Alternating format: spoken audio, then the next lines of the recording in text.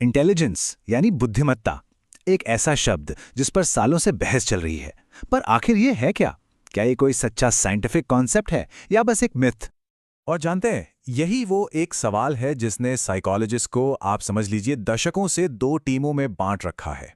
सवाल ये है कि आखिर इंटेलिजेंस को लेकर इतनी कंफ्यूजन है ही क्यों? कंफ्यूजन इसलिए है क्योंकि इस पर दो बिल्कुल ऑपोजिट ओपिनियंस हैं। एक तरफ इसके सपोर्टर्स मानते हैं कि आईक्यू टेस्ट्स साइकोलॉजी की सबसे बड़ी अचीवमेंट्स में से एक हैं, और वहीं दूसरी तरफ इसके क्रिटिक्स कहते हैं कि भाई, इंटेलिजेंस एक ऐसी चीज है जिसे मापा ही नहीं जा सकता। तो फिर सच्चाई क्या है? इस पूरी गुत्थी को सुलझाने का रास्ता शायद साइकोलॉजिस्ट H.J. आइजेंक के एक कमाल के आइडिया में है। उनका कहना था कि सारी गड़बड़ इसलिए हो रही है क्योंकि हम सब इंटेलिजेंस शब्द को तीन अलग अलग चीजों के लिए इस्तेमाल कर रहे हैं और हमें पता ही नहीं है। तो सॉल्यूशन ये नहीं है कि हम किसी एक साइड को चुनें। असली सॉल्यूशन है इस कंफ्यूजन की जड़ को समझना, कि हम आखिर बात किस चीज की कर रहे हैं। और इस कंफ्यूजन को दूर करने के लिए आइजैक ने हमें एक मैप दिया है, एक 3 पार्ट मॉडल। ये मॉडल हमें इंटेलिजेंस के इस कॉम्प्लेक्स कॉन्सेप्ट को समझने में गाइड करेगा। तो चलिए शुरू करते हैं और एक एक करके इन तीनों को आराम से समझते हैं।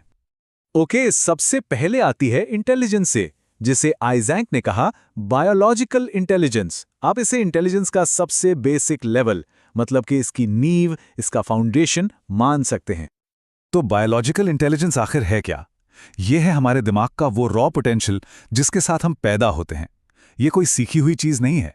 ये पूरी तरह से हमारे ब्रेन के हार्डवेयर, उसके स्ट्रक्चर और हमारे जेनेटिक्स पर डिपेंड करती है। मतलब ये जन्मजात है। और हाँ, इसे मेजर किया जा सकता है, लेकिन आम आईक्यू टेस्ट से नहीं। इसके लिए EEG, जिससे ब्रेन की इलेक्ट्रिकल एक्टिविटी देखते हैं, या रिएक्शन टाइम जैसे तरीके इस्तेमाल होते हैं। इसे आसान भाषा में समझने के लिए एक कार की एनालॉजी लेते हैं। मान लीजिए कि बायोलॉजिकल इंटेलिजेंस एक कार का इंजन है जो सीधा फैक्ट्री से बनकर निकला है। ये उसकी बिल्कुल रॉ असली पावर है। तो ये तो हो गई इंजन की बात। अब आते हैं इंटेलिजेंस बी पर, यानी साइकोमेट्रिक इंटेलिजेंस। और यही वो चीज है जिसे ज्यादातर लोग और हम सब आईक्यू के नाम से जानते हैं। लेकिन यहां एक बहुत जरूरी बात समझनी है। आईक्यू आपका रॉ पोटेंशियल नहीं है, बिल्कुल नहीं।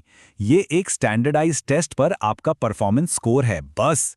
ये सिर्फ इतना बताता है कि उस पर्टिकुलर टेस्ट में आपने कैसा परफॉर्म किया। तो फर्क बिल्कुल साफ है ना? अगर बायोलॉजिकल इंटेलिजेंस आपका इंजन है, तो साइकोमेट्रिक इंटेलिजेंस यानी आपका आईक्यू स्कोर उस इंजन का रेस ट्रैक पर परफॉर्मेंस है। और जैसा कि हम जानते हैं, रेस में परफॉर्मेंस सिर्फ इंजन पर डिपेंड नहीं करता, बहुत सारी चीजों पर करता है। देखिए, आपका आईक्यू स्कोर सिर्फ आपके बायोलॉजिकल पोटेंशियल को नहीं दिखाता। इसमें आपकी एजुकेशन, आपका कल्चर, आपकी फैमिली अपब्रिंगिंग, आपकी सोशो इकोनॉमिक स्टेटस, इन सब चीज़ों का भी असर होता है। और यही वजह है कि दो लोग जिनका बायोलॉजिकल पोटेंशियल बिल्कुल सेम हो, उनका आईक्यू स्कोर अलग अलग हो सकता है। चलिए, अब आते हैं तीसरे और शायद सबसे इंपॉर्टेंट टाइप पर, इंटेलिजेंस सी, यानी सोशल इंटेलिजेंस। अब हम लैब और टेस्ट्स की दुनिया से बाहर निकलकर रियल वर्ल्ड की बात कर रहे हैं। असल जिंदगी में इंटेलिजेंस कैसे काम आती है? तो सोशल इंटेलिजेंस का सीधा सा मतलब है कि कोई इंसान अपने एबिलिटीज को रियल लाइफ सिचुएशंस में, रोजमर्रा की प्रॉब्लम्स को सॉल्व करने में कितना आसानी से इस्तेमाल कर पाता है। ये सीधे सीधे प्रैक्टिकल रियल वर्ल्ड सक्सेस से जुड़ी हुई है। और यहां एक बहुत ही इंटरेस्टिंग बात सामने आती है। रियल वर्ल्ड सक्सेस में 50% से भी ज्यादा रोल उन फैक्टर्स का होता है जो नॉन इंटेलेक्चुअल हैं, मतलब जिनका आईक्यू से सीधा लेना देना नहीं है। अब हमारी वो कार वाली एनालॉजी यहां पूरी होती है। देखिए, असल जिंदगी में सफल होना एक क्रॉस कंट्री रैली जीतने जैसा है। इसके लिए सिर्फ एक तगड़ा इंजन यानी बायोलॉजिकल इंटेलिजेंस या रेस ट्रैक पर एक अच्छा स्कोर यानी आईक्यू काफी नहीं है। रैली जीतने के लिए आपको एक अच्छा ड्राइवर चाहिए, यानी आपकी पर्सनालिटी, सही फ्यूल चाहिए यानी मोटिवेशन, और अच्छी सड़क भी यानी आपका एनवायरनमेंट। और बस यहीं उस सवाल का जवाब भी छिपा है जो हमेशा पूछा जाता है, आइजैक सक्सेस की गारंटी क्यों नहीं है? आइजैक का ये फ्रेमवर्क इसका बिल्कुल परफेक्ट जवाब देता है। जवाब सिंपल है, क्योंकि रियल लाइफ सक्सेस वो सोशल इंटेलिजेंस है जो सिर्फ आईक्यू नहीं, बल्कि आईक्यू, पर्सनैलिटी और मोटिवेशन का एक कॉम्प्लेक्स मिक्सचर है। सोचो, किसी का आईक्यू बहुत हाई है लेकिन वो मोटिवेटेड ही नहीं है, तो वो कैसे सफल होगा? नहीं हो पाएगा ना।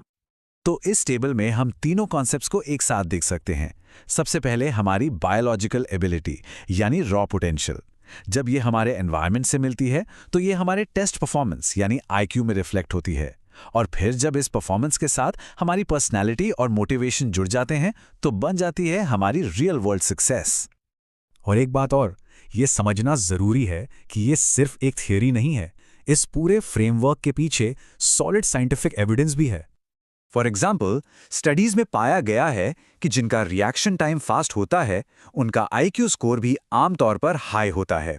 ऐसे ही ट्विन स्टडीज से ये साफ पता चला है कि इंटेलिजेंस में जेनेटिक्स का एक बहुत बड़ा रोल है।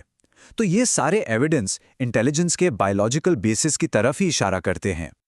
तो आखिर में सबसे इंपॉर्टेंट टेकअवे यही है, जब हम इन तीन अलग अलग आइडियाज को बायोलॉजिकल, साइकोमेट्रिक और सोशल को अलग अलग करके देखते हैं तो इंटेलिजेंस को लेकर जो इतना कंफ्यूजन है, जो इतनी बहस है, वो काफी हद तक साफ हो जाती है। तो अब जब हमने इंजन, उसके रेस ट्रैक के स्कोर और असल रैली के रिजल्ट तीनों को अलग अलग समझ लिया है, तो मैं सबके लिए एक सवाल छोड़कर जा रहा हूं।